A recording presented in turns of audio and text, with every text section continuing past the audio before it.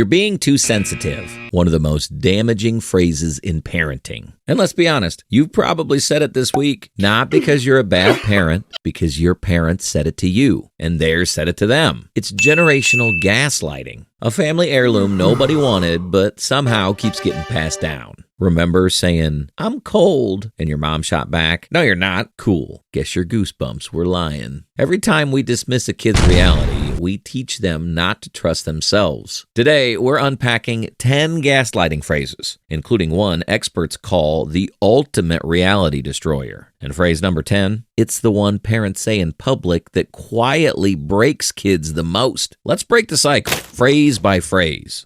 Phase number 1, that didn't hurt. Your kid falls, scrapes their knee, bursts into tears. And what do? Panic, slap on a fake smile, and blurt, "You're fine, that didn't hurt." But it did. That's why they're crying. We think we're comforting, but really, we just gaslit a toddler. Congrats. You've become a walking glitch in your kid's reality. Stanford research shows kids whose pain is validated actually grow up with better pain tolerance and emotional regulation. When we say, "That didn't hurt," what they hear is, "Your body's lying to you. Don't trust it." That seed grows into adults who can't set boundaries because it's not that bad, stay in bad relationships because it doesn't really hurt, walk around on sprained ankles thinking, "Maybe I'm imagining it." Instead, "That looked like a hurt. Show me where." Because pain isn't weakness, it's information. And if you think dismissing scraped knees is bad, wait until you see what happens when parents start rewriting hunger itself.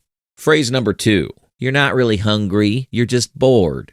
Your kid says, "I'm hungry." You say, "No, you're not. You're just bored." Translation, don't listen to your body. Listen to me. Congrats. You've just disconnected them from their own hunger signals. Sure, you're trying to stop them raiding the snack drawer like it's an all-you-can-eat Vegas buffet, but University of Michigan research shows kids whose hunger cues are dismissed grow up with higher risks of disordered eating. They learn to second-guess everything their body says. One day, that kid grows up wondering, "Am I actually hungry or tired or stressed? Do I even know what I feel?" That's not self-regulation. That's like putting your hunger on hold with elevator music. Instead, try, "You mentioned you're hungry. Let's think about what your body needs right now." Their body is calling with important info. Don't train them to block the number. Because if we can't trust our hunger, what's next? Oh, right. Threatening kids for crying. That one doesn't just mute emotions, it deletes the whole keyboard. Quick pit stop. Apparently, 97% of people watching never subscribe. That's like wrestling your kid into a car seat and then forgetting to buckle it. Don't stop halfway. Hit subscribe, and if you already have, you deserve a car seat that straps itself. Phrase number 3. Stop crying or I'll give you something to cry about.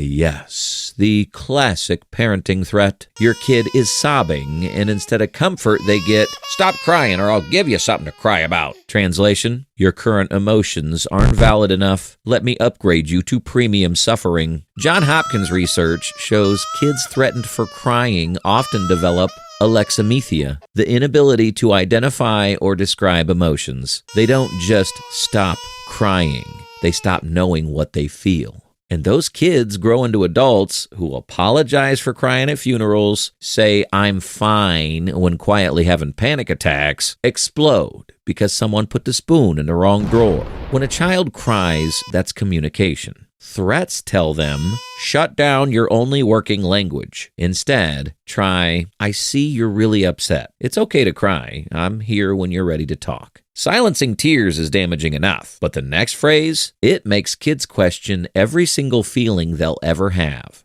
Phrase number 4, you're overreacting.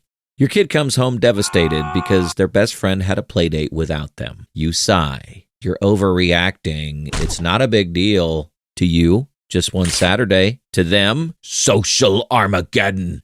Harvard research shows that when we dismiss kids' small emotions, they stop sharing bigger ones later. If playdate drama gets brushed off, why would they ever tell you about bullying? Overreacting says, your emotional thermostat is broken. You can't even trust your own reactions. These kids grow into adults whose inner voice is, "Am I overreacting? Am I too much?" on repeat. Instead, this really hurts your feelings. Friend stuff is hard. Validate the emotion without validating the apocalypse. Because if a tiny overreaction gets brushed off now, why would they ever tell you about the big stuff later? And the next phrase makes that anxiety 10 times worse. Phrase number 5, you're fine. Your kid is pacing before their school presentation. Sweaty palms, shaky voice. They look at you for help, and you hit them with, "You're fine." Except they're not fine. That's why they came to you. What they hear is, "Your fear isn't real. Please stop being inconvenient." Columbia research shows brushing off anxiety doesn't make it disappear. It just buries it deeper. Those kids grow into adults whispering, "I'm fine," into bathroom stalls, while their brain is buffering like a frozen Zoom call. And of course, the camera's frozen on the face you'd never use for a profile picture. Instead, you seem worried. That's normal. Let's talk about what's scaring you. Acknowledging anxiety doesn't make it worse. It makes it manageable. Which brings us to the phrase that chills child psychologists the most, because it doesn't just dismiss feelings, it rewrites your kid's entire memory. Phrase number 6, I never said that. Yesterday, you promised ice cream. Today, your kid reminds you. And without thinking, you fire back, I never said that. Maybe you forgot, but what they just learned is my memory can't be trusted. Northwestern research shows that kids whose memories are disputed lose confidence even when they're right. The inner dialogue becomes, I was so sure, maybe I made it up.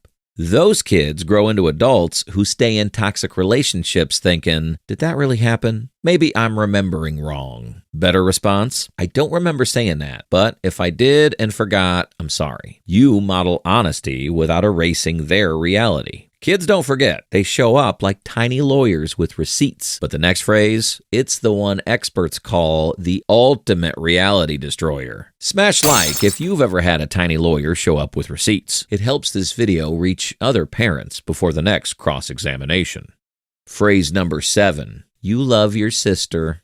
This is the one experts call the ultimate reality destroyer. Scene, one sibling smacks the other. Through tears, the victim yells, I hate her. And you, desperate for peace, say, no, you don't. You love your sister. Boom. You just rewrote their reality. Cornell research shows forcing kids to perform emotions they don't feel creates emotional confusion. They fake good ones and bury the bad. But love and anger aren't opposites. They live in the same house, usually sharing bunk beds and fighting over the last chicken nugget. The result? Adults who smile while seething, who say, I love you, while muttering, I can't stand you. Instead, you're really angry with your sister right now. That happens even when we love someone. If your kids can't trust their anger, they'll never fully trust their love either. And the next phrase, it doesn't just bruise their feelings, it locks their anxiety in the basement. Phrase number 8, that's not what you meant to say. Your kid blurts an opinion you don't like. You snap. That's not what you meant. Congrats, you just became their internal editor-in-chief. MIT research shows kids whose words get corrected grow up doubting every thought. They become adults who start sentences with, this might be wrong, but... Better response? Interesting perspective. Tell me more about why you think that. Because when kids' words keep getting edited, they stop speaking up at all. And the next phrase shuts down their passions before they even start. Phrase number 9. You don't really want to quit. Your kid says, I want to quit piano. You reply, no, you don't. You love piano. Congrats. You just decided their feelings for them. Yale research shows kids who can explore changing interests build better decision-making skills. The ones told what they want, they freeze at choices. Maybe they do like piano, but hate the pressure. Maybe they're burned out. Maybe they've just changed. You won't know because you shut the door. Fast forward 20 years, stuck in a job they hate, saying, yeah, everyone said I loved accounting. Better line, you want to quit piano? Let's talk about why. Because kids are allowed to change their minds. That's literally how they figure out who they are. But the very last phrase, that one doesn't just rewrite their choices, it turns their entire meltdown into your parenting performance review. Phrase number 10. You're making me look bad. Your child melts down in the middle of Target. You lean down, hiss, you're embarrassing me. Now, their emotional crisis became about your Welp review as a parent. And let's be honest, somewhere, someone's probably filming it for TikTok anyway. The lesson? Your feelings don't matter unless they make me look good. So they learn to hide problems, suffer silently, protect your image instead of their own needs. Better response? This is hard for both of us. Let's figure it out together. Because kids don't need a parent worried about optics. They need one who sees them, even when the whole store's watching. The truth about gaslighting. Gaslighting doesn't always come from cruelty. Sometimes it's just repeating the phrases we grew up with. But every "you're fine" or "that didn't hurt" teaches kids to doubt themselves. The fix isn't perfection. It's awareness. Catch yourself, adjust, and show your kids you believe them. That's how you raise kids who can stand on their own 2 feet. No second guessing required. Confession time. Have you caught yourself saying any of these? Drop it in the comments so we know we're not alone.